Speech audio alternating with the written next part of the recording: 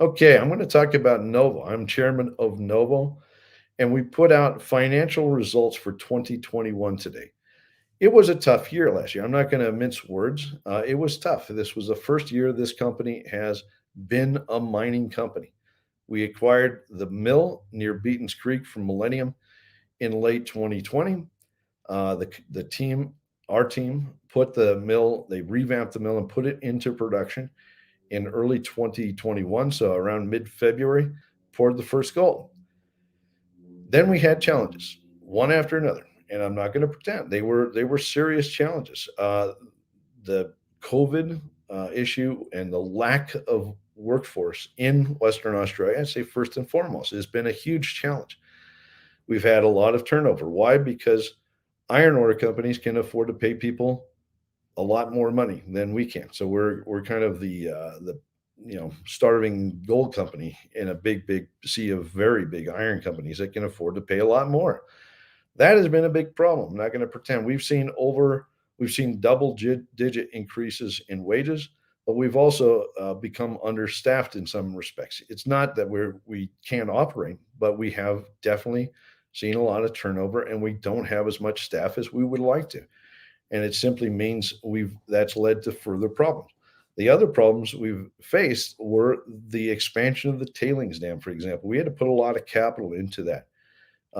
It was more than we expected, far more than we expected. Part of that was due to the shortage of people, but also the higher costs that we're experiencing. Uh, Costs are going up, guys. Can't pretend. This has been a struggle, but this is a backward-looking announcement. 2021, albeit a challenge, was also where we cut our teeth, where we learned a lot. The 10 by 10 drilling is near completion. Results from that are also nearly all in hand at this point. We will be talking about that soon. This is the work we talked about doing back in April and May of last year when we raised some additional funds so we could do that work.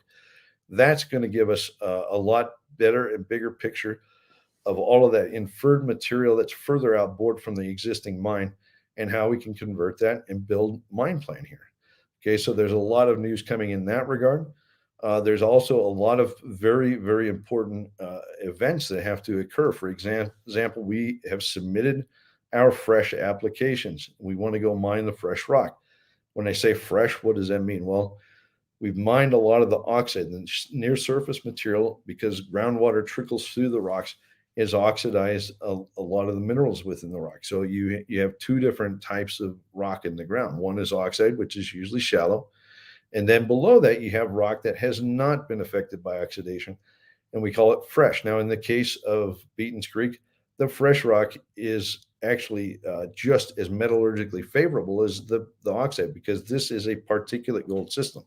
Doesn't matter whether it's fresh or not in terms of gold recovery, but what it doesn't mean is that we have to work on the chemistry of that rock. We have to demonstrate that we can prevent any groundwater issues, because as soon as you get down to the fresh rock, you start stirring up pyrite, and that can cause some problems like acid and stuff. But we have a plan. We submitted that plan, and we anticipate getting approval for this by mid-year, which will allow us to continue mining. Now, one of the interesting things and one of the biggest headbangs that we've experienced is this: we have been mining oxide primarily, but we do have some fresh material that we were able to kind of, we'll call it, nibble into as part of our existing permit. And when we nibble into that, something very interesting occurs. You can see that the grade actually increases quite a bit when you go from the oxide to the fresh. We don't have an easy explanation for that, but there's something, some kind of physical phenomena going on where there is perhaps a bit of gold loss. We don't know in the oxide, but as soon as we hit the fresh, we don't see that loss. Okay, that's interesting. We're doing some science around it. I think we'll have some answers, hopefully, that explain that. But that would be part of the reason we've been facing these struggles.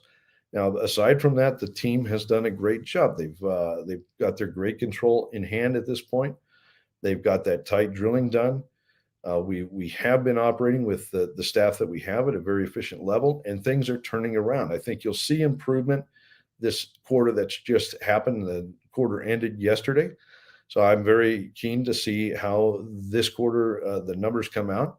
But I also am looking forward now. The company, every one of us is looking forward. Mike Spreadborough is thinking about what the future looks like. And I would say by the third quarter of this year, assuming we get all our permits and everything goes smoothly, we should see significant improvement. Okay, so while things are rough or were rough in 2021, we do see things turning around, and we're very optimistic we can affect the change that's needed to make this a success from here. Also, exploration, very aggressive exploration. We have one of the best, if not the best, exploration teams operating in Western Australia, and I think we'll have lots of good news to come from that. Exploration includes the areas around Beaton's Creek, out in the Mosquito Creek Basin where we're testing new targets, but also some new areas. We've got the nickel copper area that we've been prospecting around the Azure discovery. Azure just announced, by the way, their maiden resource. So if people want to look into that, they can. But then we also have plans to go ahead and do the mechanical sorting in the field at Karratha here in a few months too. So there's a lot of good things coming. It's really about turning things around at this point, and I think we have the right team. I think Mike has got a strong hand on the reins, and will be able to turn things around going forward.